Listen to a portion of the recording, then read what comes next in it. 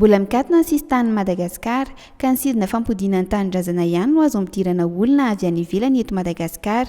Nanosinton'ny fitondrana frantsaiza ny fahazahoan-dalana ahafahan'ny Air Madagasikara mitatitra olona makany Frantsa miainga eto Madagasikara noho ny tsy famelan'ny fitondrana malagasy ny kompania Air France mitatitra olona avy any Paris manketo Antananarivo dia milaza ny tsy mbola hiova hevitra hatreto ny fanjakana malagasy. Nisidina fampodiana ny tanindrazana ihany no ny fanarahana, hoy ny minisitra misahana ny fitaterana Joël Randriamandrato, ka izay ihany aloha no alalana omena ny kompania Air France. Nampahatsiahy anefa ny minisitra fa raha nangataka lalana andefa ireo mpianatra malagasy ho any Eoropa amin'ny alalan'ny sidina manokana i Madagasikara dia nanaiky izany ny Frantsay.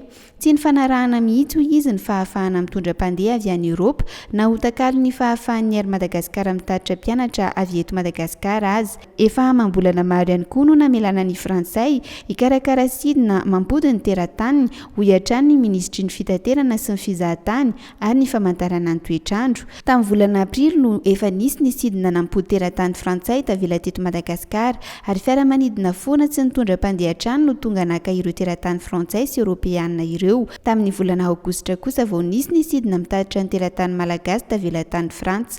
Nandritra ny iray volana sy tapany teo anefa ankoatra ny fitaterana ireo teratany malagasy vahiny monina eto Madagasikara avy any Eoropa manketo Madagasikara dia afaka nitatitra olona avy eto Madagasikara nankany Eoropa hatrany ny Air Madagasikara.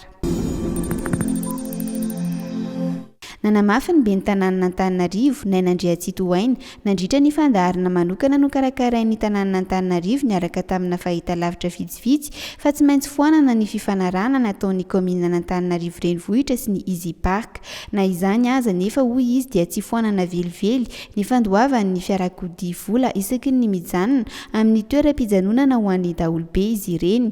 Ny komina hoy izy no hitantana ireny toeram-pijanonana ireny raha vantana vao tapitra ny fifanarahana amin'ny Easy Park. Horaisin'ny komina araka izany ireo fitaovana fandoavam-bola ny Easy Park sy ny piasan'ity orinasa ity. Ankoatra ny fandoavam-bola ho amin'ny toeram-pijanonan'ny fiara dia heverin'ny komina ampiasaina atao fandoavan'ny mpivarotra ny abantsena ihany koa ny fitaovana fandoavam-bola izay horaisiny avy amin'ny Easy Park.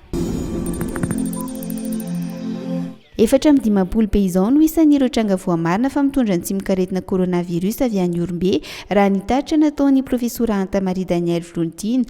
Nanamafy anefa ity mpitondra tenin'ny FEBP Baikonana niady amin'ny Covid-19 ity fa vokatry ny fitiliana efatra amin'ny faharoan'ny volana Aogositra ireo ka hatramin'ny androany alatsinainy ireo no taterina ireo ho an'ny faritra Orombe manokana. No ireo isa ambony ireo dia tafakatra 380 ny tranga vaovao no taterina androany alatsinainy. Ny enina amin'izy ireo dia avy eto amin'ny faritra Nalamanga. Miisa 7,780 sy iray alina araka izany isan'ireo olona mitondra ny tsy mikaretina coronavirus raha tambatra. Tsy misy ny ainana fohy tao anatin'ny 420 ora farany ka mijanona ho 720 ny isan'ireo olona nambara tamin'ny fomba ofisialy fa maty vokatry ny aretina Covid-19. Ankoatra izay dia olona 520 vaovao no sitrana ary tsy niova ny isan'ireo marary izay misedra fahasarotana satria mbola 17 ihany izy ireo androany alatsinainy araka ny tatitry ny CCO hatrany.